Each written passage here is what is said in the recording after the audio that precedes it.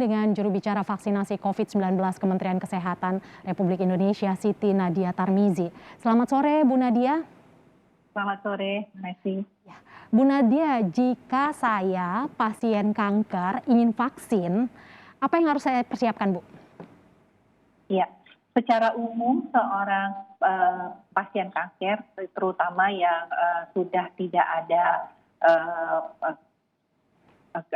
kejadian serangan ataupun akut ataupun dalam pengobatan, artinya yang pasien kanker dalam keadaan remisi atau sudah menyelesaikan pengobatan kanker, jadi riwayat kankernya sudah lama sekali ya. Tentunya ini merupakan kondisi-kondisi yang bisa untuk menerima vaksin.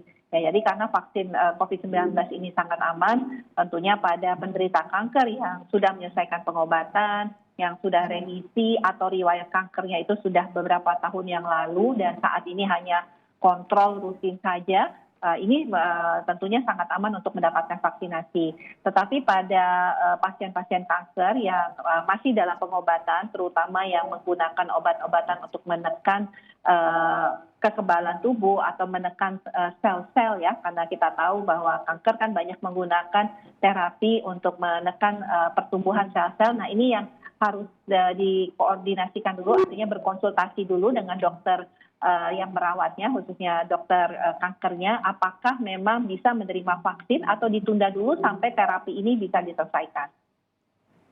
Lalu Bu, syarat vaksinasi bagi pasien berkomorbid ini apa saja bisa Ibu informasikan? Iya, yang pasti kita tahu bahwa vaksinasi ini sifatnya sangat aman.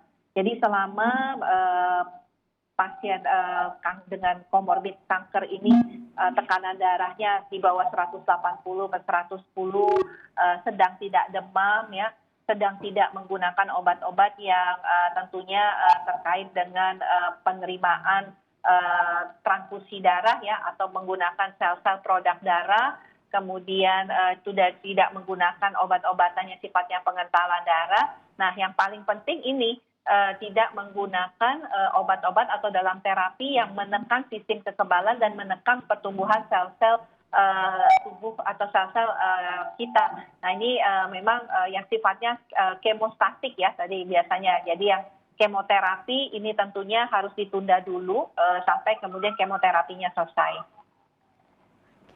Bu, pasien kanker sudah bisa divaksin. Lantas penyakit penyerta apa saja yang boleh divaksin? Ya, selain pasien kanker, kita tahu bahwa hampir semua penyakit komorbid lain seperti misalnya orang yang memiliki sakit jantung, orang yang memiliki sakit asma, orang yang punya penyakit diabetes mellitus, orang yang punya penyakit hipotiroid atau hipertiroid, bahkan orang dengan status HIV yang positif pun sebenarnya sangat aman ya untuk mendapatkan vaksinasi. Tetapi kembali catatannya kalau kita melihat seorang yang misalnya punya penyakit asma, kalau dia dalam serangan sesak, maka vaksinasi harus ditunda. Tapi pada kondisi-kondisi yang sudah terkontrol dengan baik, tidak ada serangan akut, bahkan pada seorang penderita epilepsi pun, kalau dia sedang tidak dalam serangan, vaksinasi ini sangat aman untuk diberikan. Bu Nadia, hingga saat ini sudah berapa persen target vaksinasi tercapai dilakukan? Ya. Kalau kita melihat jumlah vaksinasi kita per hari ini sudah pada angka 74 juta ya, yang mendapatkan atau lebih tepatnya 75 juta orang mendapatkan vaksinasi ya. Ini kita dapatkan tentunya dari vaksinasi program dan vaksinasi gotong royong. Jadi sudah 75 juta dosis yang sudah kita suntikan.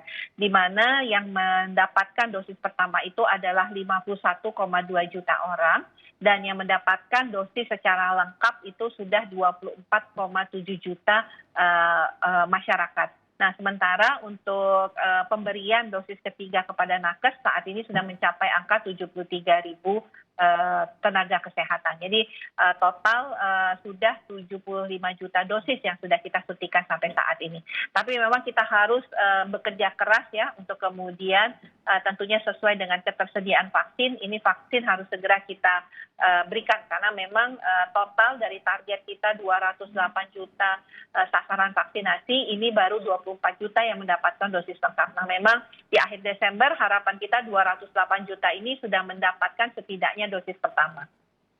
Terima kasih juru bicara vaksinasi Kementerian Kesehatan Ibu Siti Nadia Tarmizi atas waktunya untuk Kompas TV. Saudara, usai jeda